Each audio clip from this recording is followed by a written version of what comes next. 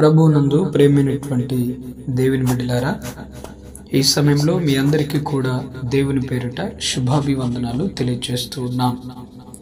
దేవుడిచ్చినటువంటి ఈ సమయమును బట్టి దేవునికి స్తోత్రం చెల్లించుకుంటూ కొద్ది నిమిషాలు ఆయన యొక్క వాక్యాన్ని మనం ధ్యానం చేద్దాం.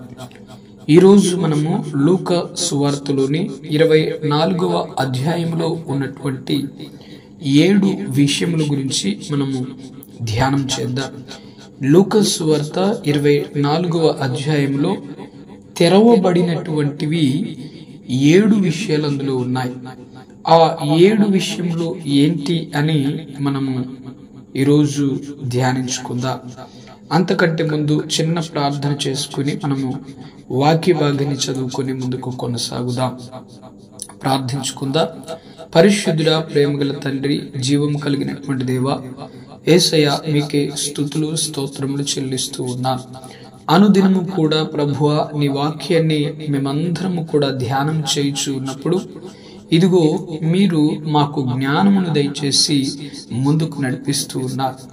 ఇదిగో నాయనా, ఈ సమయంలో నీ వాక్యాన్ని ప్రభువా మేము ధ్యానము చేయుచు ఉన్నప్పుడు నీ యొక్క ఆత్మ జ్ఞానమును మాకు అందించి స్వయము మీరు మాతో మాట్లాడమని ప్రార్థన చేస్తూ ఉన్నాను. అంతేకాకుండా వినగలిగేటువంటి మనస్సును కూడా మాకు దయచేసి ముందుకు నడిపించండి. వాక్యములో ఉన్నటువంటి విషయాలన్నీ కూడా మేము అర్థము చేసుకున్నటకు మాకు చక్కటి జ్ఞానమును, బుద్ధిని, తెలివిని మాకు అనుగ్రహించి వివేకమును కూడా మనకు అనుగ్రహించి ముందుకు నడిపించమని ప్రార్థన చేస్తూ ఉన్నాను.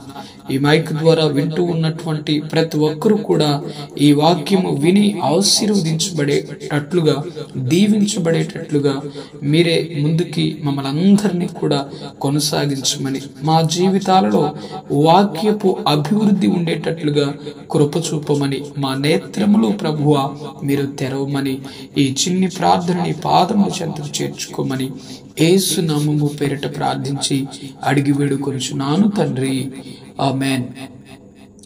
ఈరోజు మరి ప్రాముఖ్యమైనటువంటి విషయముల గురించి మనం ధ్యానించుకుందాం. అంతకంటే ముందుగా కొన్ని విషయాలు నేను మీకు గుర్తు చేస్తాను. చాలా జాగ్రత్తగా వినటానికి ప్రయత్నించండి దయచేసి. మనకి పరిశుద్ధ గ్రంథంలో 4 సువార్తలు మనకు కనిపిస్తాయి. బేసిక్ గా 4 సువార్తలు మనకి పరిశుద్ధ గ్రంథంలో కనిపిస్తాయి. క్రొత్త నిబంధన గ్రంథంలో ఈ 4 సువార్తలు కూడా ఉంటాయి.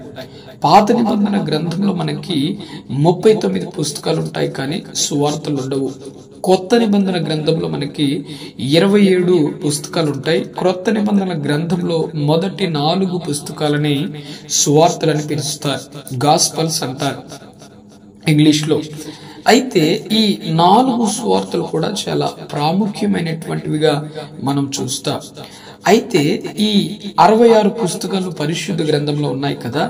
66 పుస్తకాలలో 4 సువార్తలు అనగా మత్తయి సువార్త, మార్కు సువార్త, లూకా సువార్త, యోహాను సువార్త, ఈ 4 సువార్తలు కూడా యేసుక్రీస్తు ప్రభువు వారి గురించి మనకు తెలియజేస్తాయి.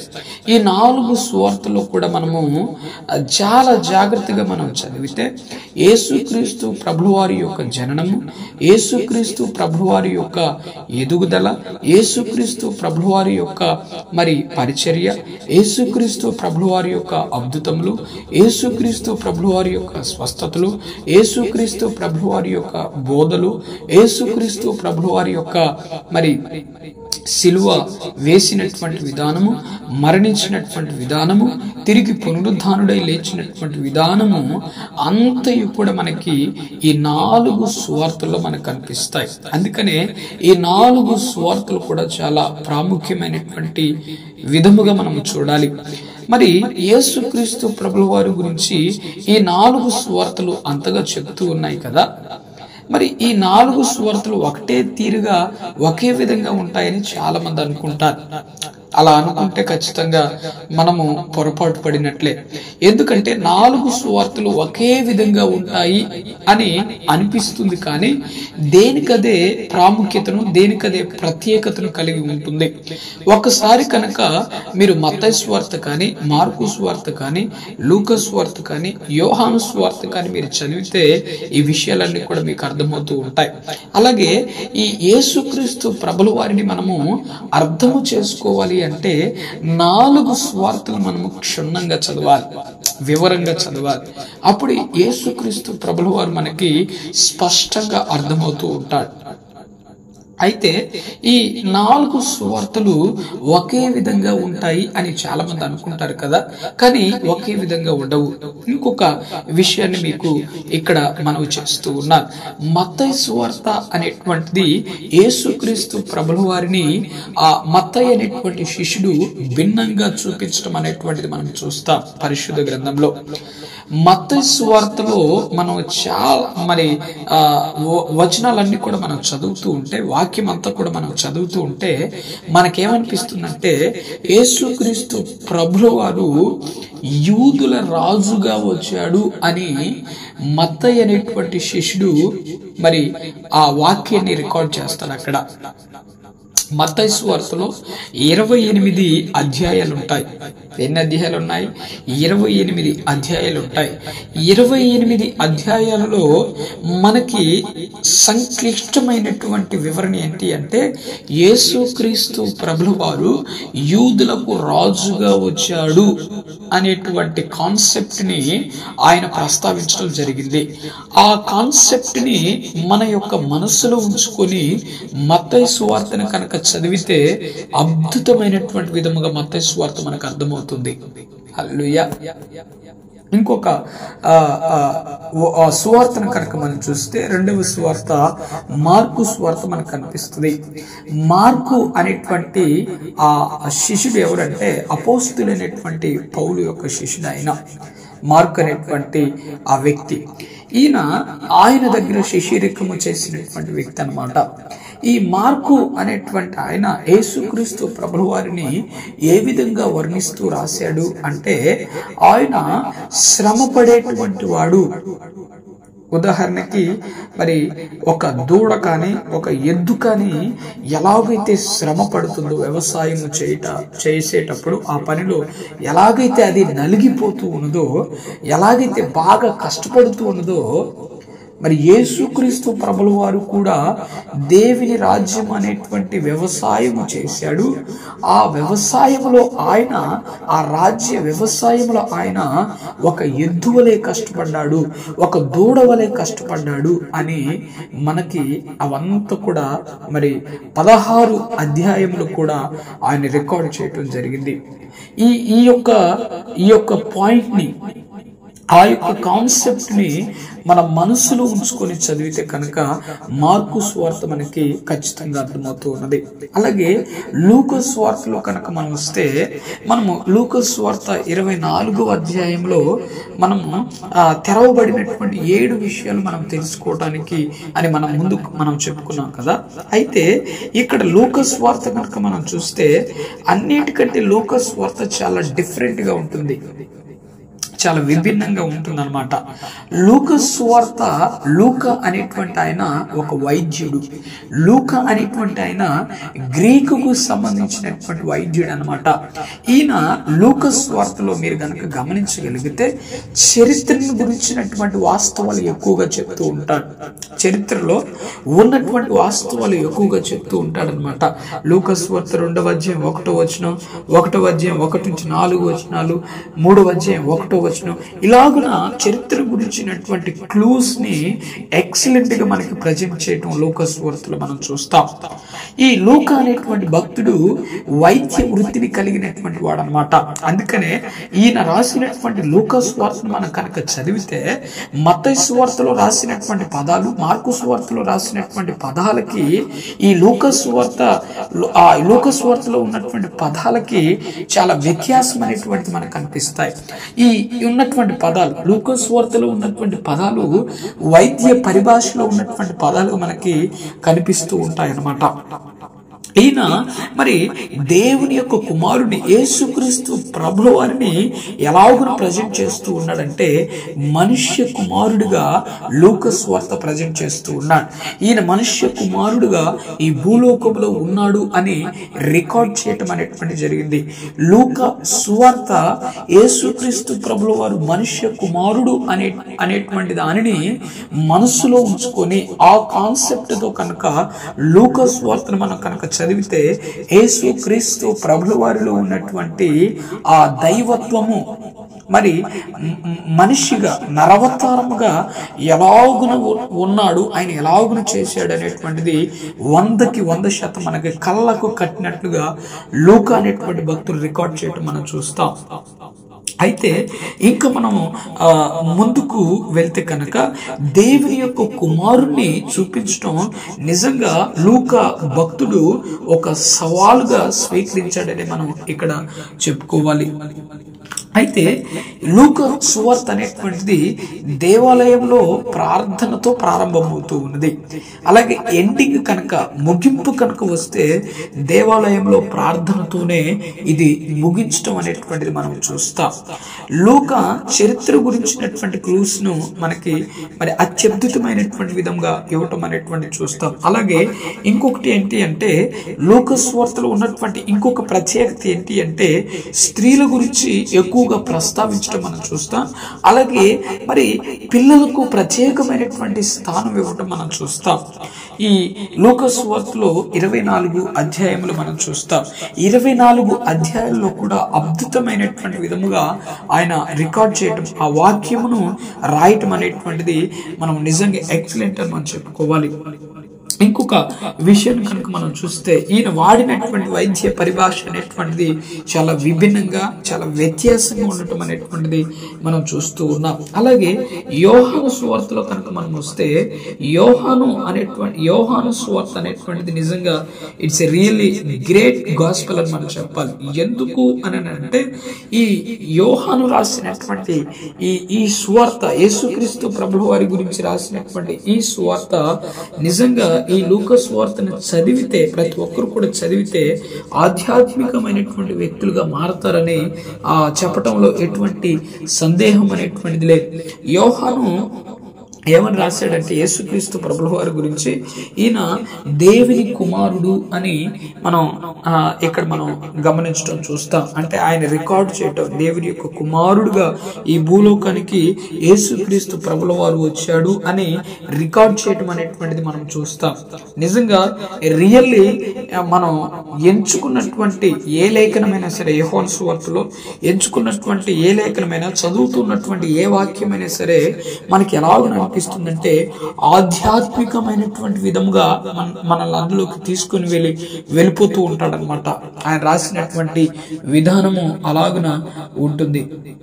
ఇందులో మనం కనుక చూస్తే మరి ఆయన ఎలాగో ప్రారంభిస్తున్నాడంటే ఆది యందు వాక్యముడు అనేటువంటి ఆ పదముతో ఆయన ప్రారంభిస్తూ ఉన్నాడు యేసుక్రీస్తు ప్రభుల వారి గురించి.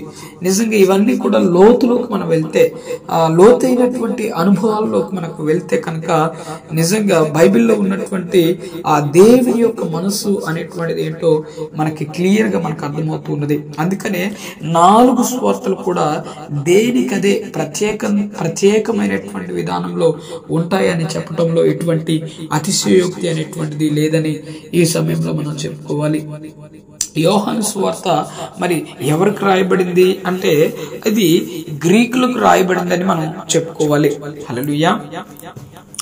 ఈ లూకా సువార్త అనేటువంటిది ఎక్కువగా మరి ఎవరి గురించి రాయబడింది అంటే గ్రీకు, రోమా అలాగే అన్యజనులకు కూడా మరి ఇది రాయబడిందని మనం చూస్తాం. 66 పుస్తకాల్లో మీరు చూడండి, పరిశుద్ధ గ్రంథంలో 66 పుస్తకాలు ఉన్నాయి. 66 పుస్తకాల్లో అన్యుడు రాసినటువంటి పుస్తకం ఏంటి అంటే లూకా. హల్లెలూయా. అన్యుడు రాసినటువంటి పుస్తకం ఏంటి అంటే లూకా సువార్త అనమాట. సో అలాగే మార్కు సువార్తను కూడా మనం చూస్తే మార్కు సువార్త ఎక్కువగా మరి రోమీలకు అంటే రోమీలు ఉద్దేశించి రాయటం అనేటువంటిది మనం చూస్తాం. ఇందులో మనకి లాటిన్ పదాలు ఎక్కువగా ఉండటం మనం చూస్తాం. ఇక మత్తయి సువార్తలో కనుక మనం వస్తే కనుక మనం ముందుగా చెప్పుకున్నట్లుగా యూదులకి సంబంధించి ఈయన రాశాడు అని మనం చూసాం మత్తయి సువార్తలో. అయితే మరి ఈయన ఎక్కువగా ఇశ్రాయేల్ ప్రజలకు అలాగే యూదులకు అర్థం కావాలి, అక్కడ ఉన్నటువంటి ప్రతి ఒక్క ప్రజలకు కూడా అర్థం కావాలి అనేటువంటి రీతిలో ఈయన రాయటం అనేటువంటిది మనం చూస్తాం అన్నమాట. లూకా సువార్తలోకి మనం వద్దాం. లూకా సువార్త 24వ అధ్యాయంలో తెరవబడినటువంటి 7 విషయాలు మనకు అందులో ఉన్నాయని మనం మొదట చెప్పుకున్నాం కనుక మరి ఈ లూకా సువార్త 24వ అధ్యాయంలోకి మనం వద్దాం. లూకా సువార్త 24వ అధ్యాయంలో ఎన్ని వచనాలు ఉన్నాయంటే 53 వచనాలు ఉండటం మనం చూస్తాం. ఎన్ని వచనాలు? 53 వచనాలు ఇందులో ఉన్నాయి. ఈ 53 వచనాల్లో కూడా తెరవబడినటువంటి 7 విషయాలు మనకి ఇందులో ఉన్నాయి. మరి దేవుని చిత్తమైతే సమయం ఉంటే మనము 7 విషయాలు చూద్దాం. ఒకవేళ సమయం లేకపోతే కనుక మరొకసారి దేవుడు ఇచ్చేటువంటి అవకాశాన్ని బట్టి మరి 2వ భాగంలో కూడా మనం చూడవచ్చు. మనం 24వ అధ్యాయం మొదటి నుండి నేను చదువుతూ ఉన్నాను. పరిశుద్ధ గ్రంథంలో ఉన్నటువంటి వారు తీసి మరి చూడవలసిందిగా ప్రభు పేరిట మీకు మనవి చేస్తూ ఉన్నాను. ఆదివారంన తెల్లవారుచుండగా ఆ స్త్రీలు తాము సిద్ధపరిచిన సుగంధ ద్రవ్యములను తీసుకుని సమాధి యొద్దకు వచ్చి సమాధి ముందర ఉండిన రాయి దొర్లింపబడి ఉండుట చూచి లోపలికి వెళ్ళిరి, కాని ప్రభు అయిన యేసు దేహము వారికి కనపడలేదు. ఇక్కడ మీరు చాలా జాగ్రత్తగా వినవలసినటువంటి వాక్యం, మనసులు పెట్టి వినాలని ప్రభు పేరిట మీకు మనవి చేస్తూ ఉన్నా. యేసుక్రీస్తు ప్రభుల వారిని సిలువ వేశారు.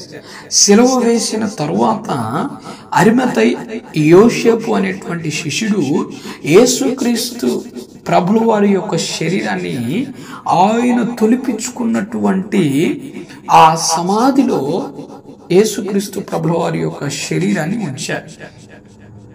అరిమతై యోసేపు అనేటువంటి ఆయన ఆ రోమీల ఆ పరిపాలన చేస్తూ ఉన్నటువంటి ఆ విభాగంలో పనిచేసేటువంటి వాడు గొప్ప ధనవంతుడని మనం చెప్పుకోవాలి. అరిమతై యోసేపు అనేటువంటి ఈయన సమాధిని తొలిపించుకున్నాడు. ఒక తోటలో సమాధిని తొలిపించుకున్నాడు. తొలిపించుకోవటం అంటే ఇక్కడ మీకు అర్థం కాకపోవచ్చు. పూర్వకాలంలో సమాధులు అనేటువంటివి రాళ్లతో ఉన్నటువంటి వాటిని పూర్తిగా చెక్కి దాంట్లో ఈ శరీరములు దేహములు పెట్టేటువంటి వారు అన్నమాట. గుహలు ఉన్నాయనుకోండి, కొండ ప్రాంతాల్లో ఎక్కువగా గుహలు ఉండటం మనం చూస్తాం. ఈ ప్రజలు ఆ గుహల్ని ఎంచుకొని అవి సమాధులుగా మరి మలుచుకునేటువంటి వారు అనమాట. కొంతమంది డబ్బు కలిగినటువంటి వాళ్ళైతే కొండల్ని తవ్వించుకొని, గుట్టల్ని తవ్వించుకొని, రాళ్లను కూడా తవ్వించుకొని వాటిని సమాధులుగా ఉంచడం అనేటువంటిది ఆ రోజుల్లో ఒక ప్రత్యేకతగా ఉంటూ ఉన్నదన్నమాట. అయితే అరిమతై యోసేపు అనేటువంటి భక్తుడు ఆ సమాధిని మరి తొలిపించుకోవటం అనేటువంటిది మనం చూస్తాం. ఆ సమాధిలో యేసుక్రీస్తు ప్రభుల వారిని ఆ సమాధిలో ఏం చేశారు? ఆయనను పెట్టారు. యేసుక్రీస్తు ప్రభుల వారి యొక్క దేహాన్ని ఆయన మీద అక్కడ పెట్టారనమాట. ఆయన తొలిపించుకున్నటువంటి సమాధిలో పెట్టారు. ఈ సమాధిలో పెట్టిన తర్వాత ఆదివారం తెల్లవారుచుండగా స్త్రీలు ప్రభుల వారి యొక్క శరీరానికి సుగంధ ద్రవ్యములు పూయాలని వాటిని తీసుకుని వెళ్ళారు అక్కడికి. ఎవరెవరు వెళ్ళారు అనేటువంటి ఒక వచనం కూడా మనం చదువుకుందాం. ఎవరెవరు వెళ్ళారు అనేది ఇక్కడ మనకి 24వ అధ్యాయం 10వ వచనంలో ఈ సంగతులు అపోస్తులతో చెప్పిన వారు ఎవరనగా మగ్దలేని మరియయు, యోహన్నయు, యాకోబు తల్లి అయిన మరియయు, వారితో కూడా ఉన్న ఇతర స్త్రీలు. హల్లెలూయా. అయితే కొంతమంది స్త్రీలు అక్కడికి వెళ్ళారు. వారు సమాధిని తెరవబడి ఉండుట వారు చూశారు. ప్రభుల వారి యొక్క శరీరానికి సుగంధ ద్రవ్యములు పుయ్యవలనని వారు సుగంధ ద్రవ్యములు తీసుకుని వెళ్ళారు. ఎప్పుడు వెళ్ళారు? ఆదివారమున తెల్లవారుచుండగా వారు వెళ్ళారు. మరి శనివారం ఎందుకు వెళ్ళలేదు? ప్రభుల వారు శుక్రవారం మధ్యాహ్నం పూట 3 గంటల సమయంలో చనిపోతే ఆయనను దగ్గరగా ఆయన యొక్క సమాధి కార్యక్రమం దగ్గర అయ్యేసరికి ఒకవేళ సాయంకాలం 6 అయి ఉండవచ్చు, సాయంకాలం 6 లేకపోతే 7 అయి కూడా ఉండవచ్చు.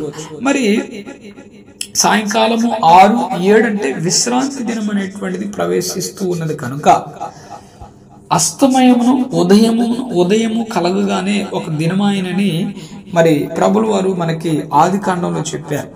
అయితే అస్తమయమును కలుగుతూ ఉన్నప్పుడు దినం ప్రారంభమవుతుంది యూదులకి. అసలు ప్రపంచం మొత్తం కూడా ఈనాడు ఇదే పాటించాలి. కానీ ఏమైపోయిందంటే ప్రపంచం మొత్తం కూడా బైబిల్ చెప్పినటువంటి దానిని పూర్తిగా మార్చేస్తూ ఉన్నారు. ఒక్కొక్కడిగా మార్చుకుంటూ వస్తూ ఉన్నారు. ఆ మార్చినటువంటి దాంట్లో ఇదొక విషయం అన్నమాట. దినం అనేటువంటిది ఎప్పుడు ప్రారంభం కావాలంటే సూర్యుడు అస్తమయము అయిన తర్వాతనే దినం ప్రారంభం కావాలి. ఇప్పుడు మనకి దినం ఎప్పుడు ప్రారంభం అవుతుంది? అర్ధరాత్రి 12 గంటలకి దినం ప్రారంభం అవుతుంది. కానీ దేవుని యొక్క లెక్కల ప్రకారం దినం ఎప్పుడు ప్రారంభం కావాలంటే సూర్యుడు అస్తమించినప్పుడే దినం ప్రారంభం కావాలన్నమాట మనకి. అయితే సూర్యుడు అస్తమించినప్పుడు విశ్రాంతి దినం అనేటువంటిది వారికి వచ్చింది కనుక విశ్రాంతి దినం రోజున వారు ఏ పని కూడా చేయకూడదు కనుక వారు ఎక్కడున్నారంటే ఇంటి దగ్గరే ఉన్నారనమాట. ఇంటి దగ్గర వారు ఉన్నారు.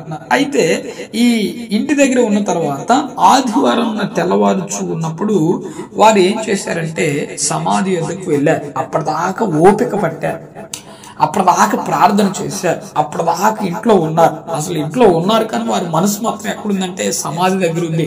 యేసుక్రీస్తు ప్రభుల వారి మీదనే ఉంది. ఆ స్త్రీలకు కానీ అక్కడ ఉన్నటువంటి శిష్యులకు కానీ యేసుక్రీస్తు ప్రభుల వారి వలన స్వస్థత పొందుకున్నటువంటి వారు కానీ మరి ప్రభుల వారి యొక్క బోధలు విని మరి మారినటువంటి వారి యొక్క మనసు అంతా కూడా ఎక్కడుందంటే సమాధి దగ్గరే ఉన్నది. అయ్యో ఆయనని ఇలాగున ఎందుకు చేశారు, అయ్యో ఆయన యొక్క పరిస్థితి ఇలాగున ఎందుకు అయిపోయిందో, ఇక్కడ ఉన్నటువంటి మతాధికారులు, ఇక్కడ ఉన్నటువంటి రాజులు, ఇక్కడ ఉన్నటువంటి అధికారులు ఆయనను సిలువకి మరి అప్పగించేసి మరణించేటట్లు చేశారు, చంపేశారు, అయ్యో అయ్యో అని అనేక మంది దుఃఖిస్తూ బాధపడుతూ ఉన్నటువంటి సమయాలయ్యాయి. ఆ సమయంలో ఈ స్త్రీలు కూడా ఇంట్లోనే ఉన్నారు కానీ వారి యొక్క మనసు మాత్రం ఎక్కడుందంటే సమాధి వద్దకుంది, సమాధి వద్ద ఉందన్నమాట. అందుకనే మీరు కనుక చూస్తే స్త్రీలు ఆగబట్టలేక మరి శిష్యుల కంటే ముందుగా ఎవరు వెళ్ళినట్టు మనం చూస్తాం, స్త్రీలు వెళ్ళినట్టుగా మనం చూస్తాం పరిశుద్ధ గ్రంథంలో. శిష్యుల కంటే ముందుగా స్త్రీలు సమాధి వద్దకు వెళ్ళినట్లుగా 4 సువార్తలు కూడా క్లియర్ గా మనకి తెలియజేస్తూ ఉన్నాయి. అయితే స్త్రీలు అక్కడికి వెళ్ళేసరికి ఏమైందంటే సమాధి అనేటువంటిది తెరవబడి ఉందన్నమాట. సమాధి తెరవబడటం ఏంటనేది మనకి విచిత్రంగా కనిపించవచ్చు. అందుకని నేను మొదట మీకు చెప్పినటువంటి విషయం ఏంటి అంటే సమాధులు వాళ్ళు రాళ్లతో తొలిపించుకునేటువంటి వారు. ఆ సమాధిలో దేహమును ఉంచిన తర్వాత, ఆ గుహలో దేహమును ఉంచిన తర్వాత దానికి అడ్డుగా ఒక రాయిని ఏర్పరచుకునేటువంటి వారు. రోమీలు రికార్డు ప్రకారం యేసుక్రీస్తు ప్రభుల వారిని సిలువ వేశారు. ఎందుకంటే ఆనాడు పరిపాలన చేస్తూ ఉన్నటువంటి సామ్రాజ్యం ఏంటి అంటే రోమా సామ్రాజ్యం ప్రపంచాన్ని పరిపాలన చేస్తూ ఉన్నది.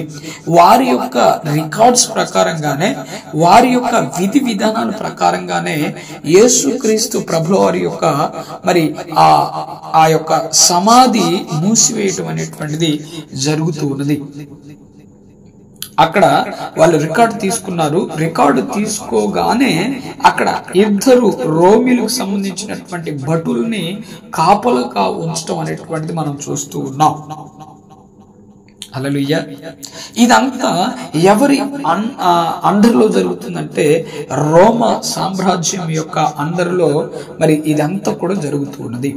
రోమా సామ్రాజ్యం అధికారులు సీల్ వేసేసారు సమాధికి. అందరి యొక్క సమాధి కార్యక్రమం వేరు, ప్రభు యొక్క సమాధి కార్యక్రమం వేరు. అక్కడ ఉన్నటువంటి వ్యక్తులు చనిపోయినప్పుడు మరి తీసుకువెళ్లి మామూలుగా సాధారణంగా ఆ సమాధిలో పెట్టేస్తారు. కానీ యేసుక్రీస్తు ప్రభువు వారి యొక్క మరణం అనేటువంటిది, ఆ సమాధి కార్యక్రమం అనేటువంటిది సాధారణంగా జరగలేదు. అది కనుక మనం లోతులోకి వెళ్తే ఇంకా అనేకమైనటువంటి విషయాలు ఉన్నాయి. అవి దేవుడు మరలా మనకి సమయం ఇస్తే మనం మాట్లాడుకోవచ్చు. అయితే ఈ రోమీలు ఏం చేశారంటే సీల్ వేసేసారు. సీల్ వేసేసి అక్కడ ఇద్దరు భటుల్ని కాపలగా ఉంచారు. ఎందుకు ఇద్దరు భటుల్ని కాపలగా ఉంచారంటే అక్కడ ఉన్నటువంటి మతాధికారులు ప్రధాన యాజకులు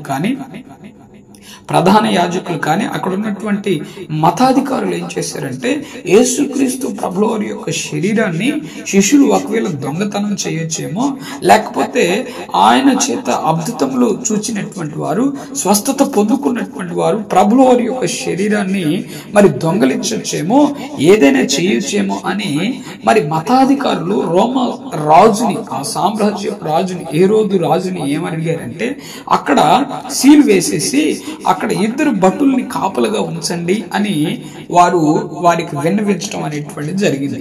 ఈ మతాధికారులు చెప్పినటువంటి దాన్ని బట్టి ప్రధాన యాజకులు, అక్కడ ఉన్నటువంటి ప్రధాన యాజకులు చెప్పినటువంటి దాన్ని బట్టి ఆ సమాధి యొక్క కార్యక్రమం అనేటువంటిది, ఆ సమాధిని మూసివేయటం అనేటువంటిది రోమా సామ్రాజ్యపు యొక్క లెక్కల ప్రకారంగా జరిగింది.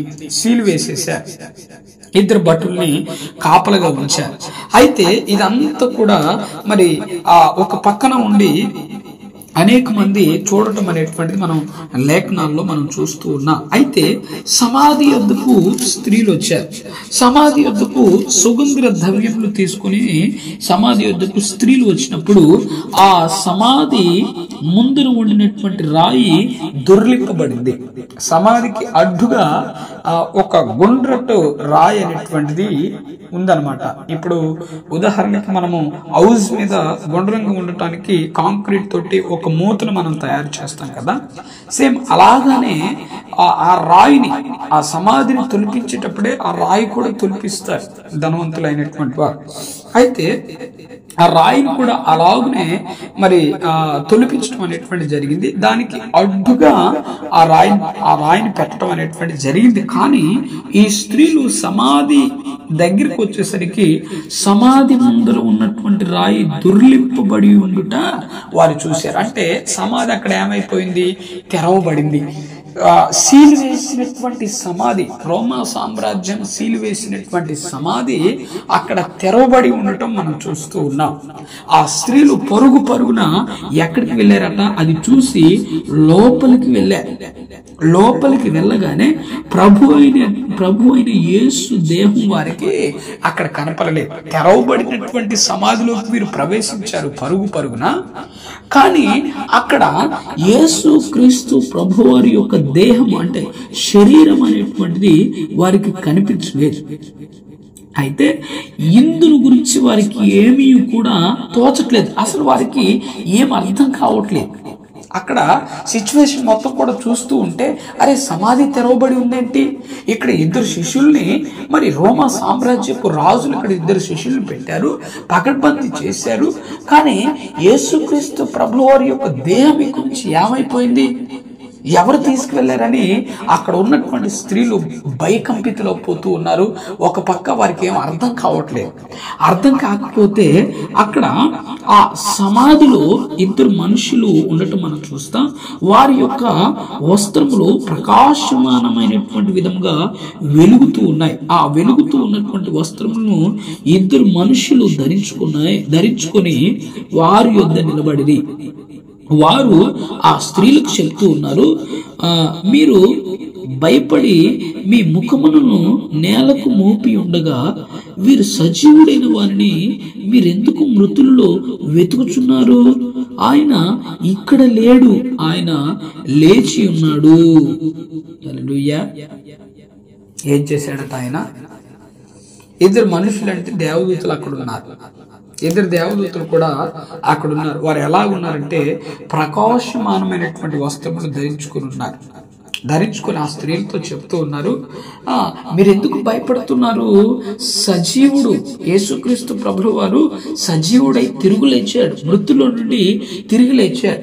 ఆయన సజీవుడై ఉన్నారు, మీరేంటి మృతుల్లో ఎతుకుతూ ఉన్నారు? అంటే చనిపోయినటువంటి వారిలో మీరు ఎతుకుతున్నారేంటి అని స్త్రీలతో చెప్తూ ఉన్నారు. ఆయన ఇక్కడ లేడు, ఎప్పుడు లేచిపోయాడు. ఆయన ఏం చేశాడు? ఆయన ఇక్కడ లేడు, లేచి ఉన్నాడు, ఎప్పుడూ లేచాడు. కానీ మీరు ఎక్కడికి వచ్చి మృతుల్లో వెతుకుతున్నారేంటి అని ఆ యొక్క మరి దేవదూతలు మనకి చెప్పడం మనం చూస్తాం. అందుకని లూకా సువార్త అనేటువంటిది నిజంగా రియల్లీ అద్భుతమైనటువంటి విధంగా లూకా అనేటువంటి భక్తుడు రాయటం మనం చూస్తాం.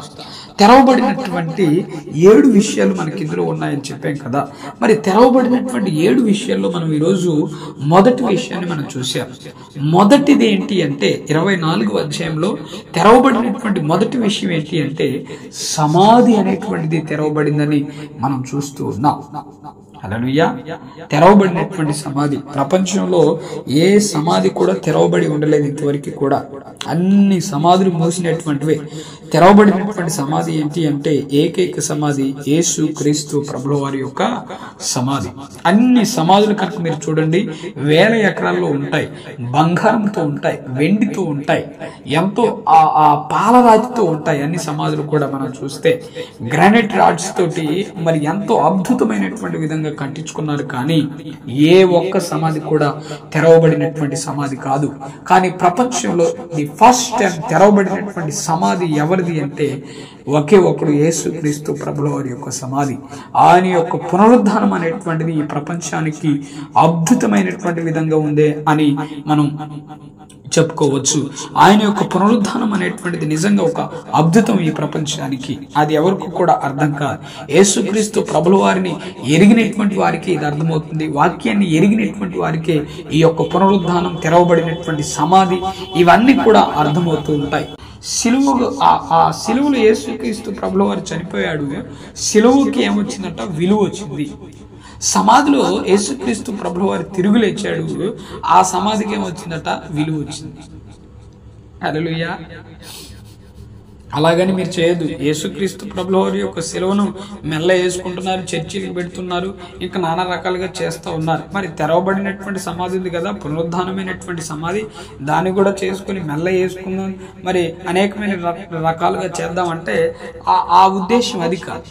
యేసుక్రీస్తు ప్రభువు వారు తిరిగి లేచాడంటే అది సాధారణమైనటువంటి విషయం కాదని మనం చెప్పుకోవాలి. ఇక్కడ ఎందుకు సాధారణమైనటువంటి విషయం కాదంటే ప్రభువు వారి యొక్క పునరుద్ధానం అనేటువంటిది ఈ ప్రపంచానికి అవసరమైనటువంటిది. ప్రభువు వారు తిరిగి లేస్తేనే అనేకమైనటువంటి విషయాలు జరుగుతాయి. కనుక ఆయన యొక్క పునరుద్ధానం ఈ ప్రపంచానికి ఎంతో ఆశీర్వాదకరం.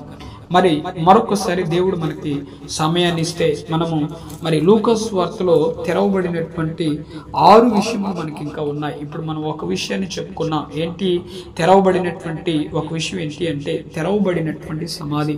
ఇంకా 6 విషయములు మనకు అందులో ఉన్నాయి. కనుక దేవుడు మరలా మనకి సమయం ఇస్తే అవన్నీ కూడా మనం చెప్పుకుందాం. ఈ కొద్ది మాటలు ప్రభు మన జీవితాలలో ఫలింపచేయునుగాక. ఆమేన్. ఆమేన్. ఆమేన్.